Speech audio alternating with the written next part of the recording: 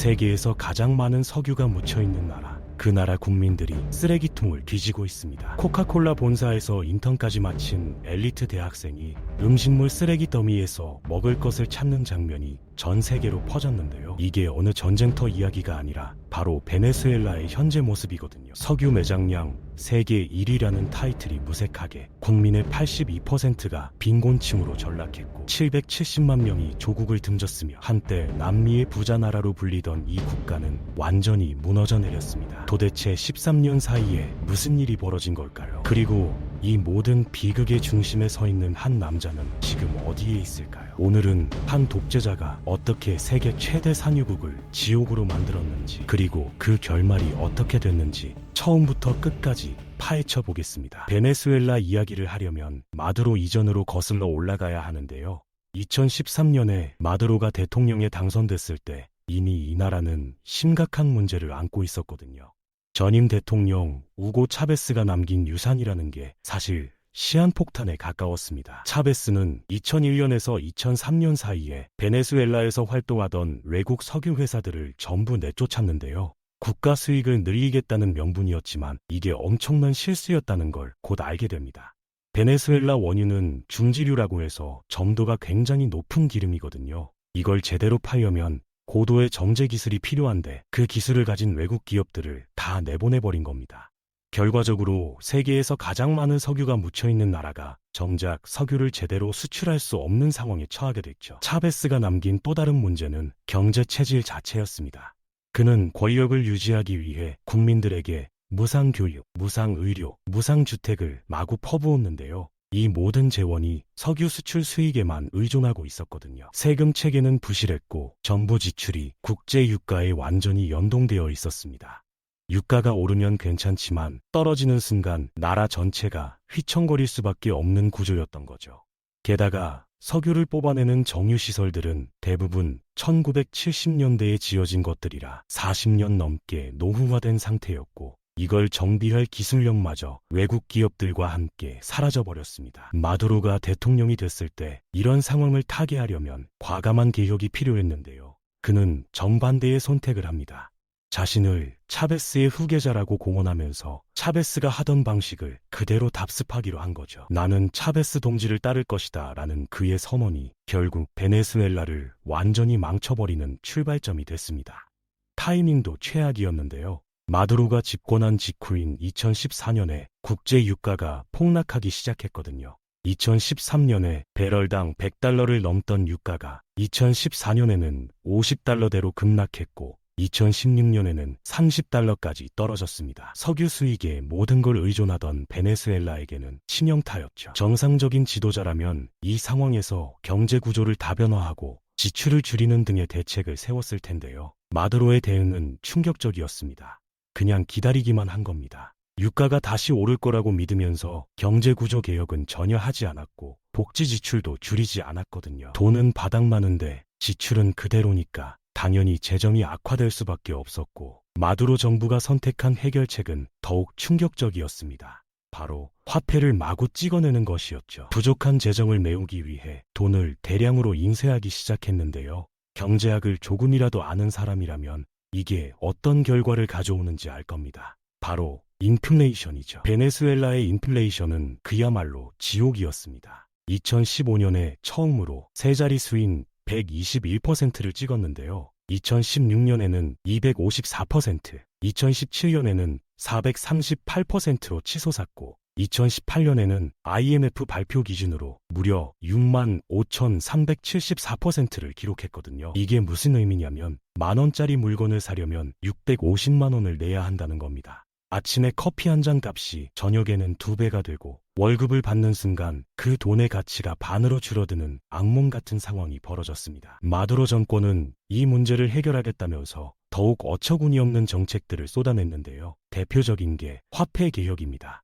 2018년에 첫 번째 화폐 개혁을 단행하면서 100만 볼리르를 한 소베란으로 바꿨는데요. 쉽게 말해서 화폐 단위에서 0을 6개나 없앤 겁니다. 그런데 이게 근본적인 해결책이 아니니까 몇 주 만에 새 화폐도 가치가 폭락했고 2021년에는 또다시 화폐 개혁을 해서 소베라노에서 0을 6개 더 없앴거든요. 불과 몇 년 사이에 화폐 단위를 2번이나 바꾸면서 0을 총 10개나 지워버린 건데요. 이 정도면 국민들이 자국 화폐에 대한 신뢰를 완전히 잃는 건 당연한 결과였죠. 마두로가 저지른 또 다른 재앙은 최저임금 정책이었습니다. 2018년 6월에 마두로는 노동자들의 구매력을 회복시키겠다면서 월 최저임금을 180만 볼리바르에서 무려 6,300만 볼리바르로 올렸는데요. 한국으로 치면 월급 200만 원을 갑자기 7천만 원으로 올린 것과 같은 수준이거든요. 당연히 기업들이 이걸 감당할 수 있을 리가 없었습니다. 한 의료회사에서는 직원 50명 중에서 35명을 해고해야 했고 전국적으로 대량 해고 사태가 벌어졌거든요. 게다가 임금이 오르니까 시중의 화폐 공급량이 늘어났고 결과적으로 물가가 200센트 이상 치솟으면서 임금이 올라도 실질 구매력은 오히려 더 떨어지는 악순환이 시작됐습니다. 가격 통제 정책도 완전히 실패했는데요. 정부가 생필품 가격을 법적으로 통제하겠다고 나서면서 상점들은 원가보다 낮은 가격에 물건을 팔아야 하는 상황에 처했거든요. 손해를 보면서 장사를 할 수는 없으니까 상점들이 물건을 진열하기를 거부했고 시장에서 물건이 사라지기 시작했습니다. 정부의 대응은 더 가관이었는데요. 가격을 올린 상점주를 체포하고 물건을 사재기했다는 명목으로 창고를 압수수색했거든요. 결국 상인들이 아예 영업을 포기하면서 공급이 더욱 감소하는 악순환이 벌어졌습니다. 정부가 개입하면 할수록 상황이 더 나빠지는 전형적인 사례였죠. 마두로 정권의 가장 황당한 정책 중 하나는 페트로라는 암호화폐 도입이었습니다. 2018년에 마두로는 페트로가 석유 1배럴의 가치와 동일하다고 선언하면서 이걸 경제위기의 해결책으로 내세웠는데요. 현실은 완전히 달랐거든요. 국제 암호화폐 거래소에서 상장을 거부당했고 아무도 페트로를 사거나 팔지 않았으며 심지어 베네수엘라 국민들조차 이 암호화폐의 존재 자체를 모르는 경우가 많았습니다. 현실과 완전히 동떨어진 정책이었던 거죠. 이런 정책들의 결과로 베네수엘라의 핵심 산업인 석유 산업이 무너져 내렸습니다. 마두로가 대통령직을 물려받았을 때 하루에 약 200만 배럴을 생산하던 원유 생산량이 13년이 지난 지금은 100만 배럴 이하로 떨어졌거든요. 절반 이상이 감소한 겁니다. 정유시설은 점점 더 노후화됐고 전력 공급마저 불안정해졌는데요.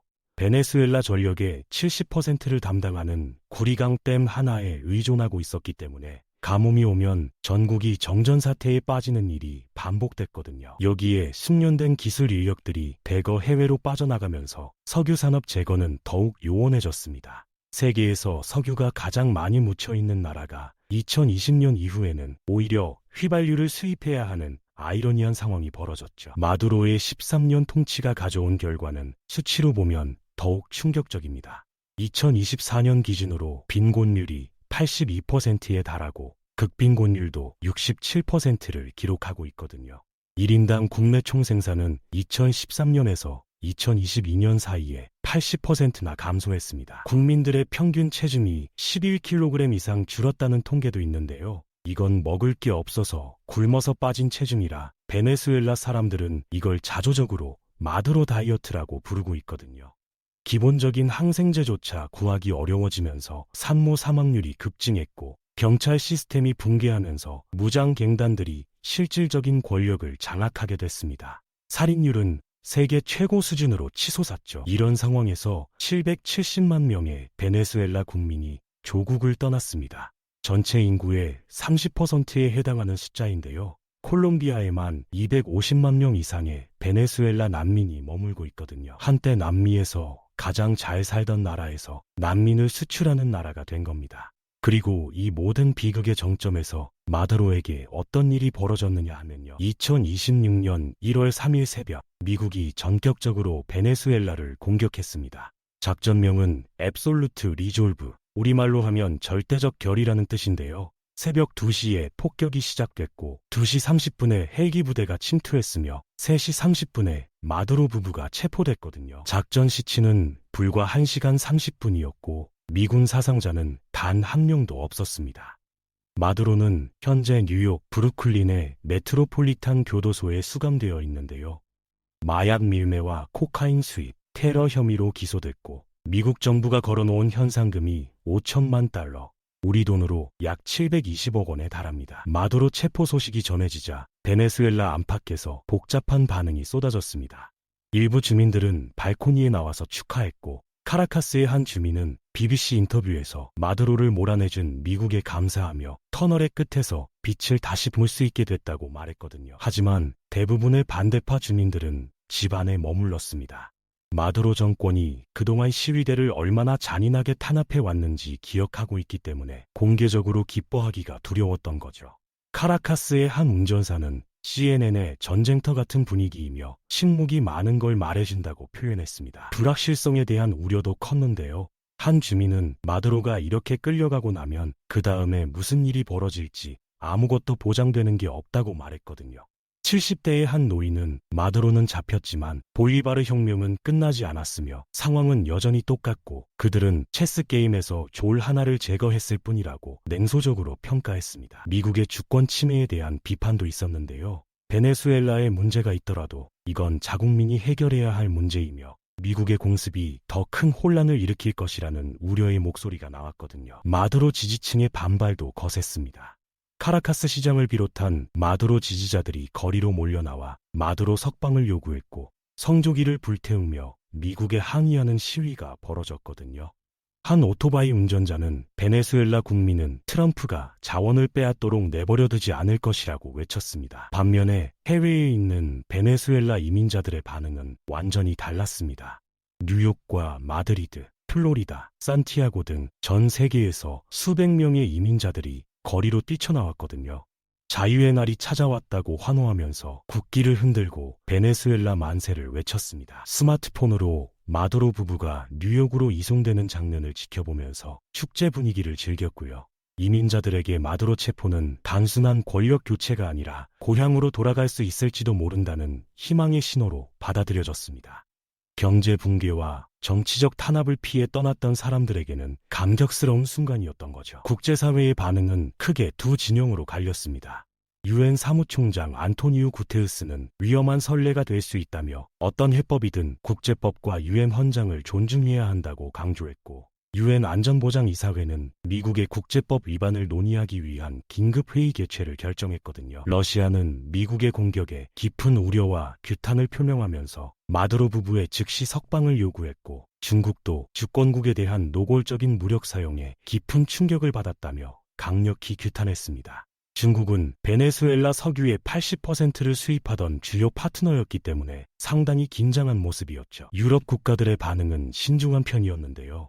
영국의 키어 스타머 총리는 영국은 그 일에 관여하지 않았으며 항상 국제법을 준수해야 한다고 강조했고, 스페인의 페드로 산체스 총리는 마두로 정권을 인정하지 않지만 국제법을 위반해 지역을 불확실성과 적대감으로 몰아넣는 미국의 개입 역시 인정할 수 없다고 말했거든요. 중남미 국가들의 반발도 상당했습니다. 브라질의 룰라 대통령은 직설적으로 미국을 비난했고, 콜롬비아와 멕시코도 어떠한 개입도 규탄한다는 입장을 밝혔으며, 쿠바는 이를 국가 테러리즘이라고까지 표현했거든요. 미국의 조치를 지지하는 진영도 있었습니다. 아르헨티나의 하비에르 밀레이 대통령은 자유가 전진한다며 마두로를 범죄자와 독재자로 규정하고 공개 지지를 표명했고, 이스라엘의 네타냐후 총리도 트럼프의 대담하고 역사적인 지도력을 축하한다며 마약과 테러 네트워크를 이끈 독재자가 제거된 것을 환영했거든요. 이탈리아의 멜로니 총리는 자국 안보에 대한 하이브리드 공격에 맞선 방어적 개입은 정당하다고 평가했습니다. 미국 내부에서도 논란이 있었는데요. 민주당의 척 슈머 상원 원내대표는 의회 승인 없이 그리고 믿을 만한 계획 없이 군사행동을 개시한 것은 무모했다고 비판했거든요. 트럼프 행정부가 의회에 사전 협의 없이 작전을 진행하고 법적으로 요구되는 48시간 이내 보고만 했다는 점에서 절차상 문제가 제기됐습니다. 흥미로운 건 이번 작전의 날짜인데요. 1990년 1월 3일에 부시 대통령이 파나마를 침공해서 독재자 노리에가를 체포한 적이 있거든요. 정확히 36년 후 같은 날짜에 트럼프가 마두로를 체포한 겁니다.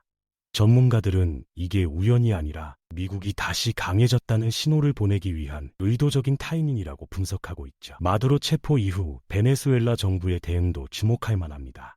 델시 로드리게스 부통령은 우리의 유일한 대통령은 마두로이며 베네수엘라는 그 어떤 나라의 식민지도 되지 않을 것이라고 선언했는데요.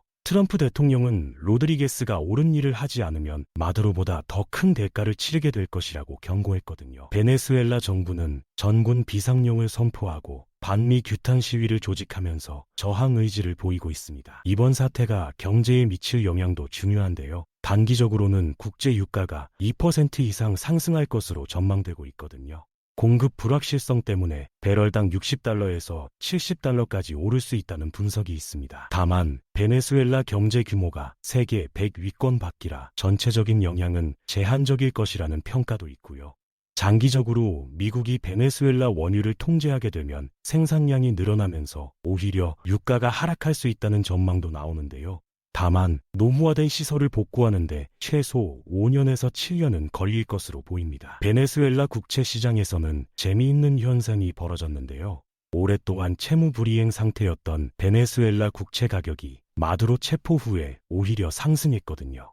정권이 교체되면 부채 구조 조정이 가능해지고 신뢰가 회복될 수 있다는 기대감 때문이었습니다. 지정학적으로는 미국이 중국과 러시아를 베네수엘라에서 배제하려는 의도가 있다는 분석이 지배적인데요.